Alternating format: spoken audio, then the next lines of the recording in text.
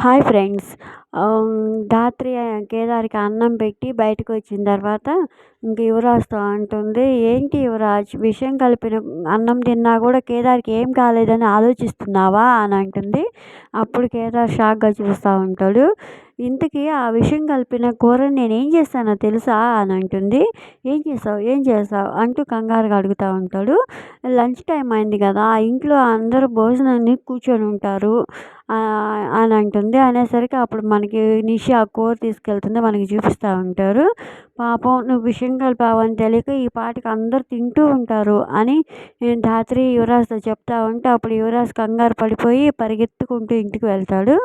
వెళ్ళి ఇంకా అందరూ తింటా ఉంటే ప్లేట్‌లో వడ్డించుకొని అప్పుడు "ఆగండి బావ, ఆగండి నాన్న" అంటూ అందరి దగ్గర ఉన్న ప్లేట్లు చూసి ప్లేట్ విసిరి కొడతాడు. ఆ కూర అవతల పడిపోతుంది. "ఈ గుత్తొంకాయ కూర ఎవరు తినలేదు కదా, తినలేదు కదా" అని కంగారుగా అడుగుతూ ఉంటాడు. అప్పుడు బూచి, "ఎవరు తినలేదు బామ్మర్ది, కానీ కొంచెం కలిపి మాత్రం అత్తయ్యకి పెట్టాను" అంటుంది. అనేసరికి ఇంకప్పుడు ఆ వైజయంతి తిన్నా అన్నట్టు సైగ చేస్తుంది. "అమ్మకు పెట్టావా?" అంటూ నోరు తెరుచుకొని అలాగే చూస్తూ ఉంటాడు.